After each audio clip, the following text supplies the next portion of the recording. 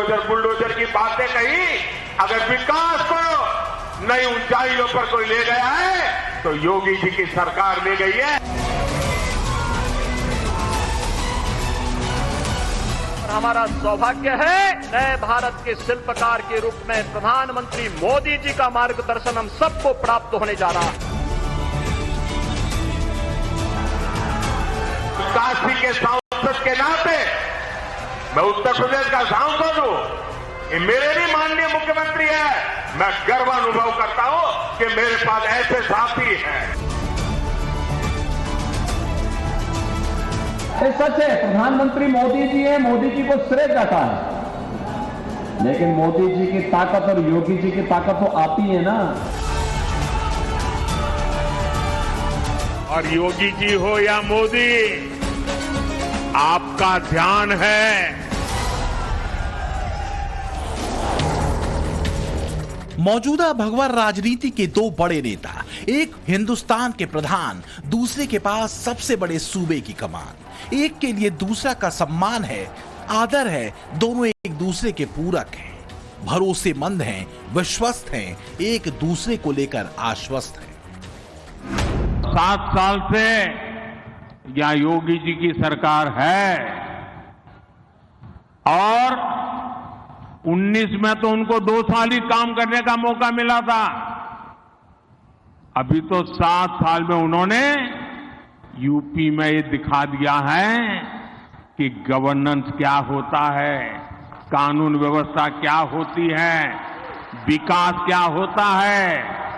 और इसलिए मैंने कहा लिख लो, योगी जी के नेतृत्व में 14 का रिकॉर्ड टूटेगा, 19 का रिकॉर्ड टूटेगा और 14 और 19 दोनों रिकॉर्ड तोड़ करके इस बार उत्तर प्रदेश नया इतिहास बनाने वाला है। लगातार तीसरी बार सत्ता में वापसी को लेकर प्रतिबद्ध प्रधानमंत्री मोदी जब 80 लोकसभा सीट वाले उत्तर प्रदेश में पूरे चुनाव योगी आदित्यनाथ के भरोसे नई भगवा लकीर खींचने को लेकर निश्चिंत रहे।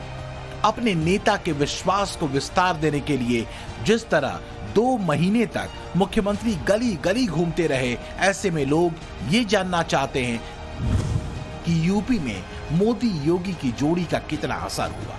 जहां मोदी और योगी चुनाव प्रचार करने गए थे, वहां कितनी सीटें एनडीए को मिल रही हैं।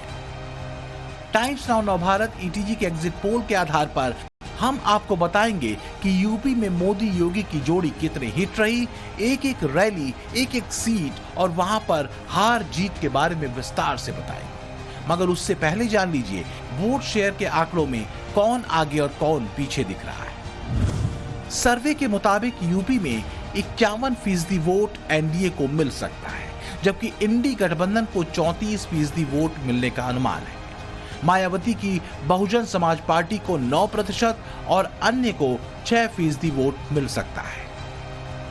वोट शेयर में एनडीए और इंडी गठबंधन के बीच का फासला 17% का है और यही जब सीटों की गिनती में तब्दील हो रहा है तो मोदी और योगी की जोड़ी यूपी में फिर से नई लकीर खींचती दिख रही है।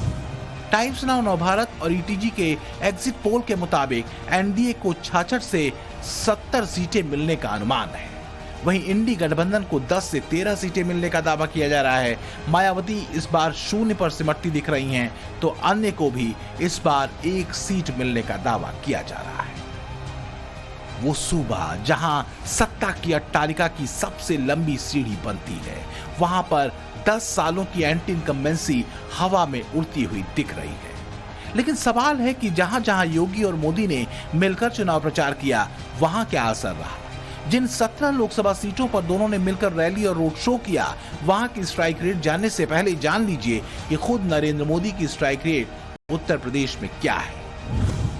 उत्तर प्रदेश में खुद प्रधानमंत्री मोदी ने 80 में से 29 लोकसभा सीटों पर रैली की, रोड शो किया। एग्जिट पोल के मुताबिक 29 में से 25 सीटें अकेले बीजेपी यहां जीत रही है। 2 सीटों पर सहयोगी दल यानी एनडीए 27 सीटें जीत रही है।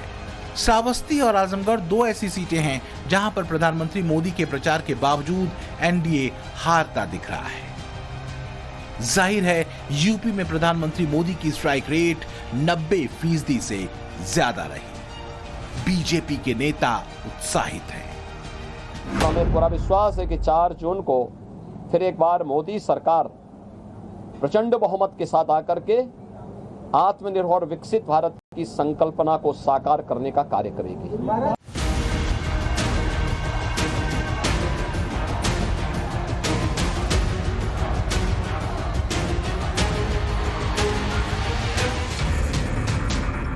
मोदी की हैट्रिक की गारंटी को पूरा करने के लिए योगी आदित्यनाथ ने परिश्रम की पराकाष्ठा पार कर दी। अकेले मुख्यमंत्री ने 133 से ज्यादा रैलियां की, कमजोर सीटों पर कई दफे गए। नरेंद्र मोदी के तीसरी बार प्रधानमंत्री बनाने की वजहों की व्याख्या करते रहे। कांग्रेस गरीबों को भूखों मारती थी और आतंकवादियों को बिरयानी खिलाती थी, ये इनके हाथ थे। और मोदी जी तो 80 करोड़ गरीबों को फ्री में राशन दे रहे, पिछले 4 साल से दे रहे हैं और अगले 5 साल तक लगातार देंगे। 2 महीनों में योगी ने जो मेहनत की उसका क्या असर रहा, इसे आप एग्जिट पोल के आंकड़ों में देख लीजिए। भगवाधारी मुख्यमंत्री ने 55 लोकसभा सीटों को कवर किया। टाइम्स नाउ नवभारत और ईटीजी के एग्जिट पोल के मुताबिक इन 55 सीटों में से 43 सीटों पर बीजेपी जीत रही है। 2 सीटों पर अपना दल, 1 सीट पर राजभर की पार्टी और 2 सीट पर आरएलडी, यानी एनडीए को 48 सीटें मिलने का अनुमान है। वहीं इंडिया अलायंस को 6 सीटें और 1 चंद्रशेखर की आजाद समाज पार्टी को मिलने का दावा किया जा रहा है। तपती हुई धूप में योगी घूमते रहे, इसका असर भी दिख रहा है। मोदी सरकार की एंटी इनकम्बेंसी हवा में उड़ती हुई दिख रही है। इंडी गठबंधन के चक्रव्यूह को तोड़ते हुए योगी आदित्यनाथ की स्ट्राइक रेट 80% से ज्यादा दिख रही है। योगी आदित्यनाथ की अगुवाई में 2019 की लकीर भी मिटती हुई दिख रही है, वो भी तब जबकि यूपी में 7 सालों से योगी की सरकार है। 10 सालों से केंद्र में मोदी की सरकार है, लेकिन जिस आक्रामकता के साथ दोनों चुनावी मैदान में उतरे, उसका असर एग्जिट पोल में दिख रहा है। तो सोचता था बेटी और व्यापारी सुरक्षित होकर के रात में भी निकल सकते हैं।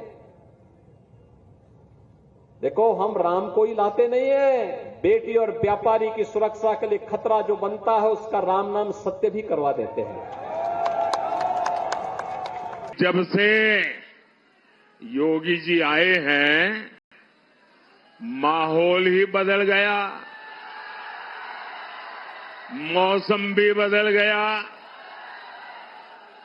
हमारे योगी जी तो अच्छों की गर्मी उतारने में एक्सपर्ट है। पूरे चुनाव प्रचार में दोनों नेताओं ने यूपी को 5 मुद्दों पर घेर कर रखा। मसलन योगी की कानून व्यवस्था, योगी सरकार का विकास, योगी सरकार की योजनाएं, अयोध्या का भव्य राम मंदिर और ओबीसी आरक्षण का मुद्दा योजनाबद्ध तरीके से उठाते रहे।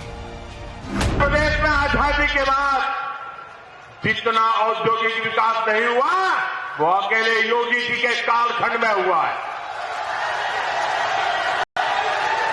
1 डिस्ट्रिक्ट 1 प्रोडक्ट का उनका मिशन आज पूरे देश में नई इज्जत बना रहा है।